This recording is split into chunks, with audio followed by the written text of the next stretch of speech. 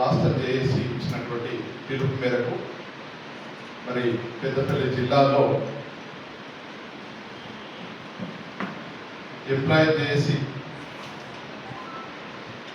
అత్యవసర కార్యవర్గ సమావేశం ఏర్పాటు చేసుకోవడం జరిగింది. మరి నాతో పాటు ఈ యొక్క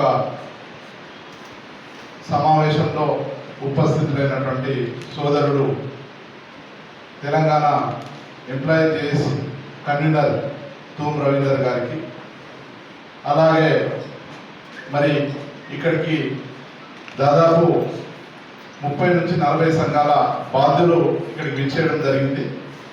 మరి వారందరికీ కూడా పేరు పేరున ప్రత్యేకమైనటువంటి అభినందనలు, శుభాకాంక్షలు తెలియజేస్తూ ఈరోజు అనేక అంశాలు మరి ప్రభుత్వంలో పెండింగ్లో ఉన్నాయి. మరి ఆ రోజు తెలంగాణ ఉద్యమంలో ఉద్యోగులు చాలా కష్టపడి పోరాటం చేసి ఇలా తెలంగాణ రాష్ట్రం సిద్ధిస్తే ఉద్యోగుల హక్కులకు ఎక్కడ కూడా భంగం కలగదు, మరి స్వరాష్ట్రంలో ఉద్యోగులందరూ కూడా స్వేచ్ఛగా పనిచేసుకునేటువంటి అవకాశం వస్తుందని చెప్పేసి ఆ రోజు ప్రతి ఒక్క ఉద్యోగి అంటే తమది కాని సమస్య కోసం ఇలా తెలంగాణలో ఉన్నటువంటి ఉద్యోగులందరూ కూడా మరి తెలంగాణ రాష్ట్రం వస్తే మరి ప్రజలు ఒక ఆత్మగౌరవంతో బతుకుతారు, మరి స్వరాష్ట్రంలో మేము కూడా ఆత్మగౌరవంతో బతుకుతాము అనే ఒక సంకల్పంతో పనిచేసినాం. కానీ ఎక్కడ కూడా మానిటరీ బెనిఫిట్ కానీ ఫైనాన్షియల్ బెనిఫిట్ కానీ ఎక్కడ కూడా ఉద్యోగస్తులు ఆశించలేదు. ఇలా తెలంగాణ రాష్ట్రం వస్తే మాకు స్పెషల్గా ఉద్యోగాలు వస్తాయని కాదు, కానీ ప్రజల ఆకాంక్ష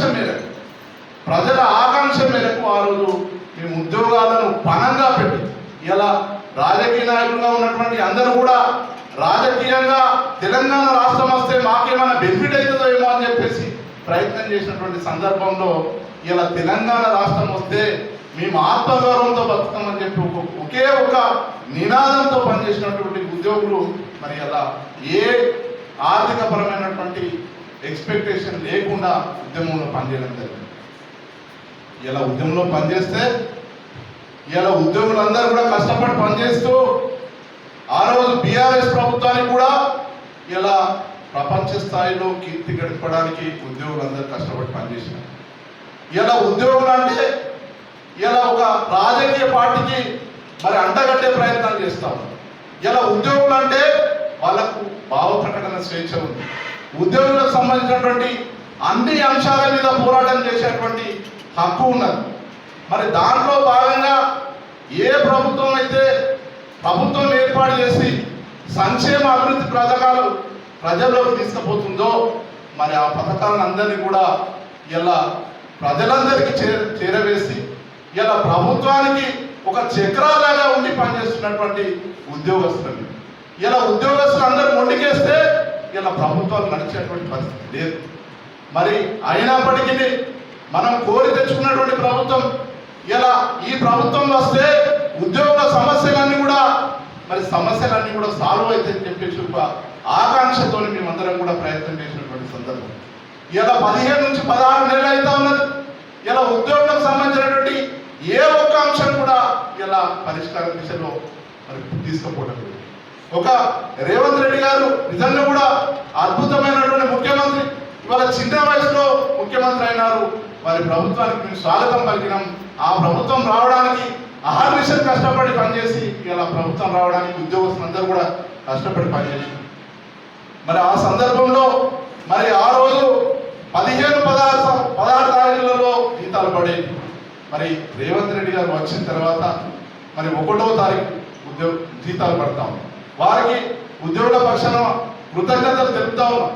మరి అలాగే మరి ఆ గత ప్రభుత్వంలో 3 డిఏలు పెండింగ్లో ఉండే, మరి ఆ 3 డిఏలకు ఇంకా 2 డిఏలు యాడ్ అయ్యి ఇలా 5 డిఏలు పెండింగ్లో ఉంది.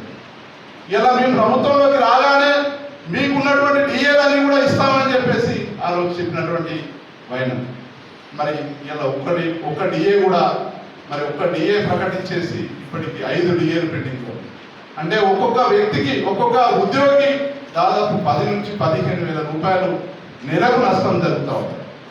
10 నుంచి 15 వేల రూపాయలు నెలకు నష్టం జరుగుతూ ఉంది. ఇలా ఉద్యోగులకు సంబంధించినటువంటి ఇలా జీపీఎఫ్ జనరల్ ప్రావిడెంట్ ఫండ్ ఉద్యోగి నెల నెల తను ఆ జీపీఎఫ్లో దాచుకున్నటువంటి డబ్బును ఇవాళ తమ ఉపయోగాల కోసం ఇలా బిడ్డ పెన్ను ఉన్నదని చెప్పేసి, ఇలా నేను ఒక ప్లాట్ కొనుక్కోవాలని చెప్పేసి, ఇలా మెడికల్గా నాకు ఇబ్బంది ఉందని చెప్పేసి వాటిని లోన్ల రూపంలో తీసుకుందామంటే దాదాపు 2 సంవత్సరాలైనా కూడా ఇలా ఉద్యోగులకు సంబంధించినటువంటి లోన్స్ ప్రభుత్వం క్లియర్ చేయడం లేదు. మేము ఎవరికి చెప్పుకోవాలి? ఈ సమాజంలో మరి అత్యున్నత తెలివిమంతులం మేము అందరం కూడా 4 కోట్ల జనాలు ఉంటే మరి 4 లక్షల మంది ఉద్యోగస్తులు ఉన్నారు. అంటే ఈ మేధావి వర్గానికి చెందినటువంటి ఉద్యోగులందరూ కూడా చాలా ఇబ్బంది పడుతూ ఉన్నారు. ఈ ప్రభుత్వాన్ని ఏర్పాటు చేసుకున్నాం, ఈ ప్రభుత్వం మాకు సంబంధించినటువంటి బిల్లులు క్లియర్ చేయట్లేదు, మరి చాలా ఇబ్బందులలో ఉన్నాం. మరి అటువంటిది ఇలా చాలామంది ఎంప్లాయీస్ మెడికల్గా అనేకమైనటువంటి దీర్ఘకాలిక వ్యాధులు, ఇలా క్యాన్సర్ కానీ అనేక రకాలైనటువంటి దీర్ఘకాలిక వ్యాధులతో బాధపడుతున్నటువంటి ఎంప్లాయీస్ సంబంధించిన బిల్లులు ఇలా పోతే 1-2 ఇయర్స్ వరకు కూడా క్లియర్గా ఉంటాయి. అలాగే చాలా అంటే ఇలా ఒక ఉద్యోగి ఏదన్నా ఇబ్బంది అయి లీవ్ పెడితే ఆ లీవ్ సాలరీ రావడానికి సంవత్సరం పడతా ఉంది.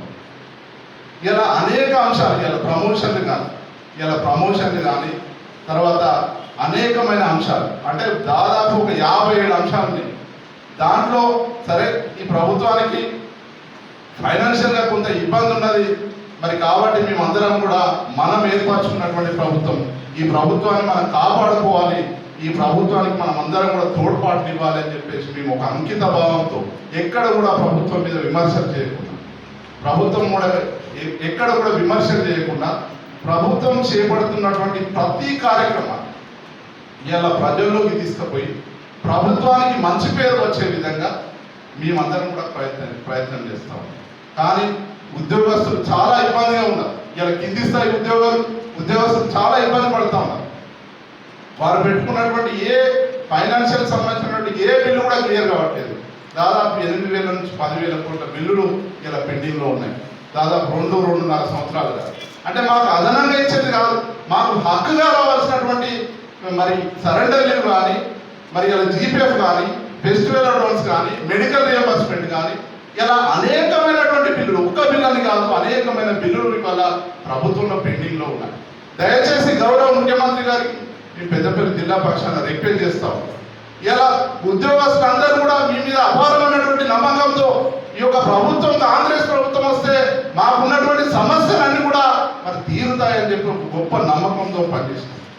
ఇలా కాంట్రిబ్యూటర్ పెన్షన్ విధానం, ఇలా ఉద్యోగులందరూ కూడా దాదాపు 70% ఉద్యోగులు ఇలా కాంట్రిబ్యూటర్ పెన్షన్ సంబంధించినటువంటి ఉద్యోగులు.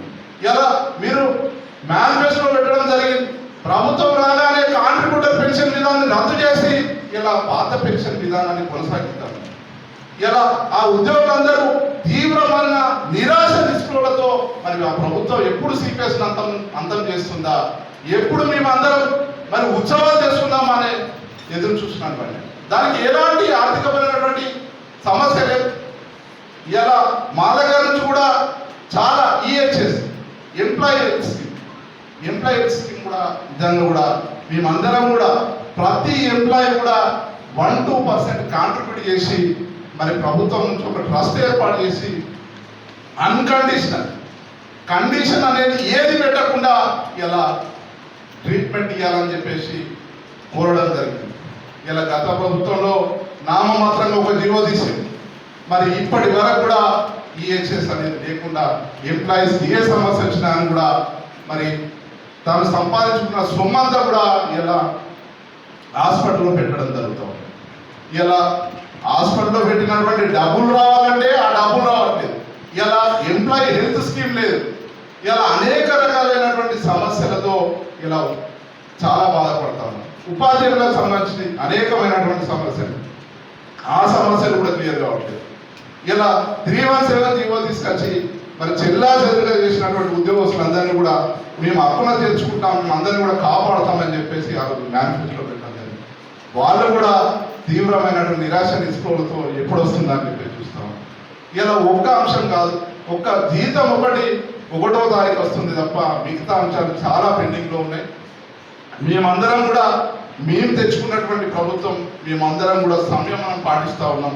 ఇలా గౌరవ ముఖ్యమంత్రి గారు సైతం మీరు పోరాడితే తప్ప ఏ సమస్య క్లియర్ కాదు అని చెప్పేసి చెప్పినటువంటి వైనం ఇలా మేము ప్రభుత్వం మీద ఎదురు తిరుగుతామనే ఉద్దేశం కాదు. మేము అడగంది అమ్మాయినా అన్నం పెట్టదు అని